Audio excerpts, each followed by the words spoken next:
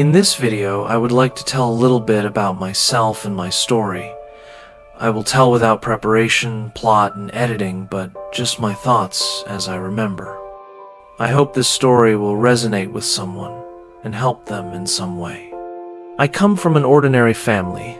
My mom worked as a salesman, my dad worked as a plumber, and it so happened that my parents divorced, and about 7 or 8 years old I started to live with my grandmother. I would like to add that my parents divorced because there were misunderstandings, disagreements, and bad habits. Just like any average family. That's when I was not happy that I will live with my grandmother and opposed it. But then I accepted that people break up and sometimes they do not fit each other and it is better to let go. I lived with my grandmother and my grandfather, and my grandmother's son, my uncle, lived with me. My mom lived in a separate apartment. My dad was on his second marriage. Then I was transferred from one school to another to be closer to home near my grandmother. I resented my mom, and I didn't speak to her for 2 years at all, since she initiated the whole thing. She would text me, like good night, but I didn't respond. It was a difficult time for her and for me, because I lived where I was not welcome, where I was not loved, as I thought at the time. My grandmother raised me to be kind, honest, decent, and punctual. I had to get home at 8:00 p.m. when others were still out walking. So I also lived on the other side of town and had to take the bus half an hour before deadline. So we lived as a foursome. Me, my grandmother, my grandfather, and my uncle. I'll tell you a little bit about my uncle. He was about 30 years old. He happened to get mixed up with a bad crowd, drug addicts, and all that. It was the year 2000. And before my parents got divorced, my grandmother lived in another town with my grandfather. And it turns out my mom and dad lived in one apartment, which my grandfather got. He was a military man. And my uncle lived in the other apartment. And my uncle and his friends, although it was hard to call them friends, but maybe for him they were, he used all these illegal substances with them and was docile. The bad company affected him negatively in the sense that he got some head injuries and became incapacitated. In general, he was thinking normally, but he started to hallucinate and had various visions, both in dreams and in reality. I remember I was walking from school, and on this day, I was late with my friends and went to play hide-and-seek in the street.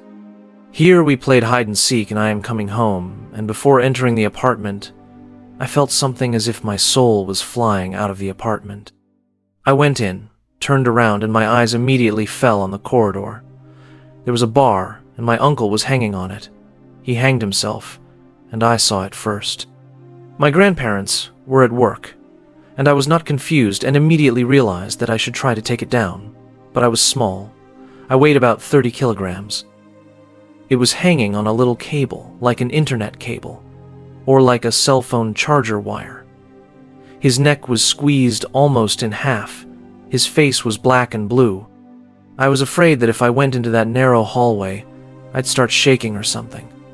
Anyway, something stopped me, and I went straight to the entryway and started calling my grandmother.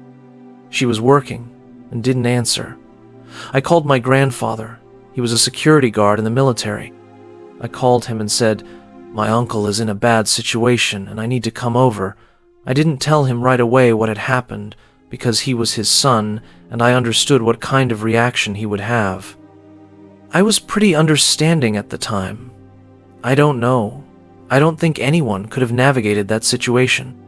He arrived and I told him at the entrance to the apartment that this was the situation, and he flew in and took him off the bar. It was really sad. It was the first time I saw my grandfather cry. My grandmother came over, so there was mourning for a long time. I didn't really understand it at the time, and my uncle wasn't really a key person in my life. It was the first death before my eyes, and that's when I realized that people die. It's been a while. Time dulls the pain, as we all know, or maybe some of us don't. And we started living like this now, the three of us. Some time passes. I graduate high school. That's when I started getting serious. I was also deciding where to go to college. I didn't really think about sharing my feelings with my loved ones.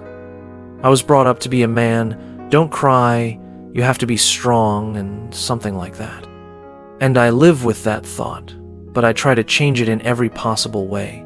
That's because to be strong is to be weak at some point, and a lot of people don't realize that. So we went on with our lives. I moved to another city and went to a financial university and am now in my 4th year. My girlfriend and I have been dating long distance. It was difficult in some places that there were no relatives around. But I had a friend and we helped each other. In the 2nd year we had an internship, and before it was such a disaster that my mom got sick. My mom worked as a store clerk and they had this bag on her belt. And she had a mole on this spot. And a lot of people know that moles, if exposed, can turn into malignant tumors. I was texting with her. She says my mole started growing something. I went to the doctor and they cut it out. And that's it. I think it's fine. I mean, it's not like there's a problem. At some point she started growing where the mole was. They only took out the top part, and I guess they had to take out the root of the problem. It was the 21st year. It was the time of the coronavirus. And in order to take some tests and cut out the main part, she had to take a coronavirus test. My family doesn't like to go to hospitals, and my mom was putting it off, and when she found out that there was a serious problem, I pressed her to go to the doctor. She went to the doctor, and a tumor was found. The tumor was cut out, and she had to undergo chemotherapy. Well, it turned out that my mom was postponing this process, and it so happened that there was an open day in the cancer center, and people were accepted there for free. But we came almost at the very last moment, and there were already closed places, but my grandmother was able to negotiate. And to make sure you understand, my grandmother never told anyone what kind of cancer my mom had. She said that everything was normal. We visited Mom almost every day. She had a period when she went out to smoke and breathe fresh air. This is a normal practice for such centers. So we went to visit her, and nothing seemed to go wrong. She was discharged, and that was it. I went back to the city where I finished my studies and came back in the summer when my studies were over. My mother went for examination, was checked, and they found another tumor on the inner part of the thigh of the left leg and said that it was necessary to cut it out. She had surgery, and then found out it was malignant and had to undergo another round of chemotherapy. The first chemo was a success. The second was harder, and nothing seemed to be going wrong. At some point, my grandmother calls me and tells me that Mom had a third chemo. She says, "Mom's a little sick in there. You come home and stay with her. Mom's been living on her own." So she comes home and she's really sick, she's nauseous, she won't eat. Then everything's kind of normal. I'm sleeping in the same bed as her, and I wake up and I don't remember exactly what it was like, but I remember she started having some kind of seizures. Something was destroying her inside, and at some point she stopped walking, talking, and taking in any information. She became a vegetable and couldn't do anything. She would just lie there and make basic sounds. I was very scared, and this situation really got to me, and I couldn't stay at home. I slept at the girl's house all the time. The next morning I spent some time with my mom. I don't know what to do. It was probably the chemo that made her sick. My mom couldn't sleep. I figured she was afraid she was going to die, and she had been awake all this time for a week. She was constantly making noises. Grandma and Grandpa took turns sleeping next to Mom. On the 8th day, Grandma decided to call a priest because she is a believer. The priest read the confession and said something. I don't know much about it. And the next day, or the same evening, my mom started talking a little bit. She started walking, and she started recovering. I thought everything was going to be okay now. I was helping her learn to walk and talk again. And everything seemed to be getting better. But then came the next chemo, the 4th chemo. And I had to get another coronavirus test and x-rays, and then the next chemo. My mom could hardly walk. My grandmother accompanied her, and I helped too, but it was hard for me to be around her. I didn't tell anyone that my mom was sick because I didn't want to live it again and hear support that I didn't need at that moment. I went out with friends, slept over at a girl's house, and everything would have been fine, but there was this situation, and my mom had chemo and she got sick again. It's all back to the way it was. And at some point I decided to sleep over, as I realized that my mom could be worse at any moment, and it was worth it to be there for her. I wouldn't wish what I went through at that moment on anyone. I had a lot of faith that my mom would heal and everything would be fine.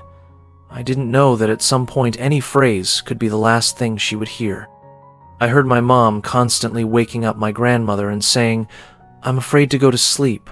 I don't want to die." I was sleeping, and at some point my grandfather woke me up and told me to call an ambulance. I remember that the ambulance comes. My grandfather runs up to me and says that my mom is sick.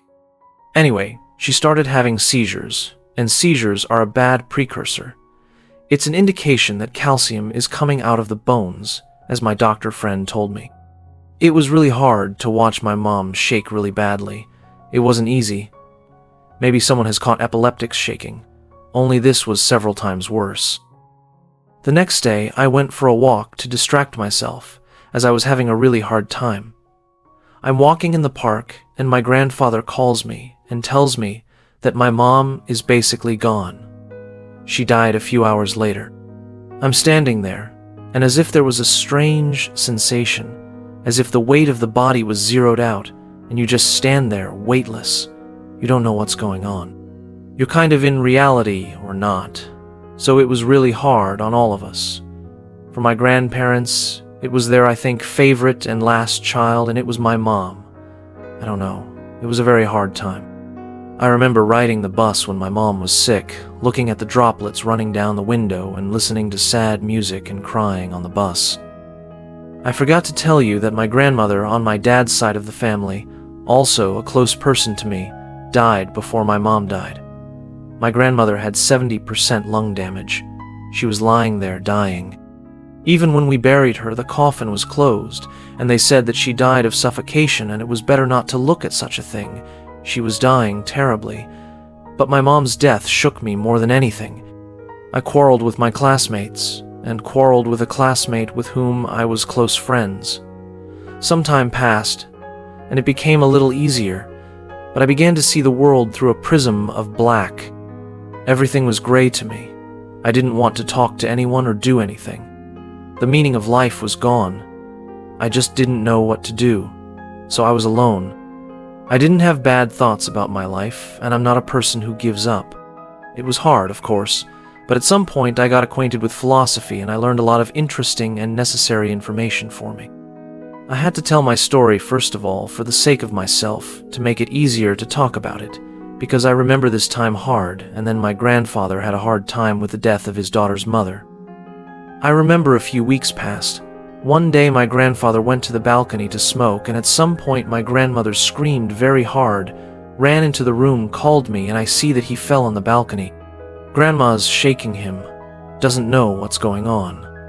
I realize that his heart has probably stopped, and I pull him to the kitchen through the balcony on a flat surface and start CPR. For 30 minutes, while the ambulance was on its way, I gave my grandfather CPR and heart massage. I didn't know it wouldn't help him. I just did the best I could. The doctor came in, hooked up some kind of thing, like a pacemaker or something.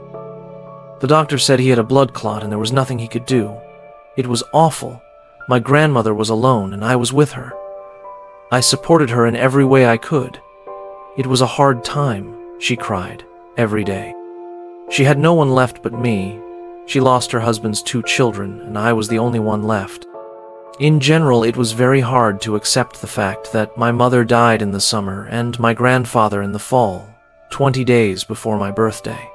He was a very important person to me. He's the simplest man who would never lie. He is sincere, kind, and every member of my family taught me something useful, put me something useful. Let me give you one example. I have 2 cats at home, or rather at my grandmother's house where we lived. My grandmother used to feed them in the evening, and when my grandfather came home from work, he would look at what they were asking him to eat and whisper and say, "Let me feed you while my grandmother is not seeing." I would look at it and always wondered how kind and loving he was. He loved Grandma and the cats very much. All in all, it was another tough loss for me. I always thought it was some kind of punishment for me for something. I honestly didn't do anything bad in my life. I didn't steal. I didn't cheat. I might have embellished a story to make my friends laugh, that's all. I just thought it was some kind of punishment, but then life confronted me with another situation. One night I went to a computer club at night, and it just so happens that my father's wife from my second marriage calls me. She tells me that your dad's gone and disappeared. I didn't realize what it was, because that didn't usually happen, but my dad was the kind of person who would go out drinking at a club and so on. I thought it was just his phone running out of power. I got home from the computer club at 7 a.m. and went to bed. My stepmother calls me and tells me that my dad hanged himself. I'm just shocked. It's not like it was a bad thing. My dad was involved with gangsters. Anyway, I didn't know what the reason was. As I found out later, he did it because those gangsters forced him to. And just so you understand, Dad was the strongest person in the world for me, and my grandmother who survived many deaths, and after all, she doesn't drink or smoke. She walks 20 kilometers every day. She never gave up once. She's raising me, helping me. Now I am 22 years old. I have no parents. I am an orphan. I receive survivor's allowance, and this money does not replace my parents in any way, and I want to convey to you in every possible way that you should appreciate your loved ones, appreciate the time you spend with them. I thought they weren't going anywhere, but when you realize it, it's too late. My classmate's mom was killed in a car accident. It was awful, but he still had his dad. One day he asked me this question: how do you live with yourself after everything that's happened to you? I would like you to realize from my sad experience that it is important to tell your parents, other relatives, uncles, aunts, and so on, that you love them and that you are there for them. After all, at some point it may be too late. Some people talk about how their problems stop them and somehow they can't move on. I am in no way judging their perceptions and reactions to the outside world, but what I have experienced, I would not want to advise anyone to experience. Because when all your loved ones are taken away from you over the course of a few years, and you are left with one grandmother, thank goodness she wasn't taken away. It's just really hard not to start using any antidepressants. I don't use them if anything. I don't drink alcohol or smoke. In general, I tried to cut myself off from reality and go to that world where I can realize myself without those problems that were in real life. But they do not go anywhere. They remain here, and I live with this burden to this day. Here I wanted to say, if you have parents, relatives, arms, legs, clear mind and reason, you have all the opportunities to conquer this world, both in career and to build a family or whatever your goals are, to leave something behind so that when you die, people can enjoy what you have done. I was really stumped by this, and I can't say that my experience is pretty easy. Every death has taken me back 2 steps and made me realize that life in general is a terrible place where you can't give slack.